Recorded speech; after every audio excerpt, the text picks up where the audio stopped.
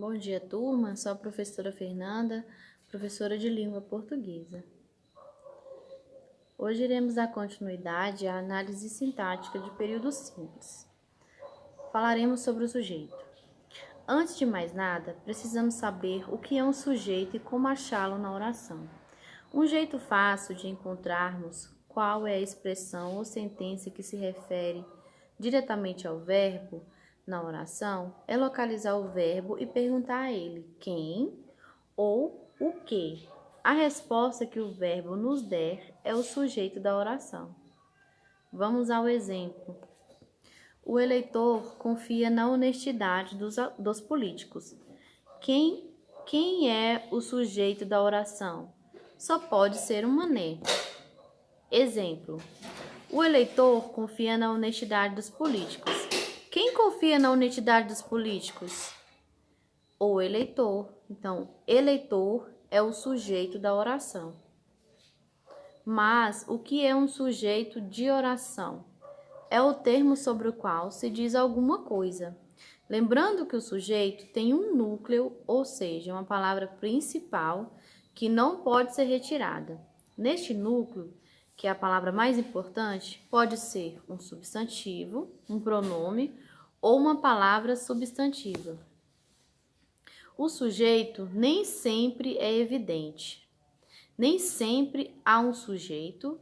De maneira geral, o verbo concorda com o sujeito. Então, temos o sujeito simples. As regras do sujeito simples e do composto são bem parecidas, mas não iguais. Possui apenas um núcleo e o núcleo do sujeito simples pode ser um substantivo, um pronome ou um verbo. O núcleo do sujeito nunca começa com uma preposição e o verbo concorda com o sujeito. Exemplo: as vacas malhadas pastavam na fazenda. Quem pastava na fazenda? Vacas. Então, vacas é o sujeito da oração. E quando o sujeito ele é composto, ele contém dois ou mais núcleos. Exemplo: as vacas malhadas e os bois pretos pastavam na fazenda. Quem pastavam na fazenda? Vacas malhadas e bois pretos. Então, eu possuo dois núcleos, vaca e bois. Eu e o Zé vamos ao cinema. Quem vai ao cinema? Eu e o Zé. Eu e o Zé, sujeito composto. Fome e desidratação atingem alguns povos. O que atinge alguns povos? Fome e desidratação. Lembrando que em uma oração sintática de período simples tem verbo e tem locução verbal, né? Então não podemos confundir. Vamos fazer uma revisão. Locução verbal é uma forma representada por mais de um verbo na frase, fazendo o papel de um único verbo. Então é o verbo auxiliar mais o verbo principal, assim forma uma locução verbal.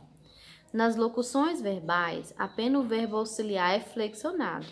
Dessa forma, o modo, a pessoa, o número e o tempo são indicados pelo verbo auxiliar.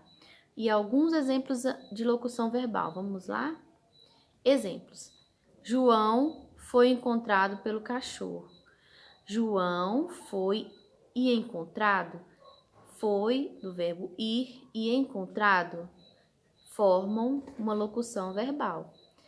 Ela estava conversando com meu primo. O que ela estava fazendo? Estava conversando. Então, estava e conversar forma uma locução verbal. Selma iria falar com sua chefe. Selma ia fazer o quê? Iria falar. Iria e falar, dois verbos. Sujeito indeterminado. Ocorre quando é possível identificar o sujeito da oração. Nem observando a conjunção verbal, nem observando o contexto da frase, geralmente é utilizado quando não se tem conhecimento de quem praticou a ação. ou quando não se quer falar quem praticou. Apenas de muitos alunos confundem o sujeito indeterminado. Apesar de muitos alunos confundir o sujeito indeterminado com o desinencial, há algumas formas de identificá-lo. Veja, utilizando o verbo na terceira pessoa do plural, sem se referir a nenhum nome. Exemplo, quebraram a janela. Quem quebrou? Não sabemos. Logo, o sujeito é indeterminado.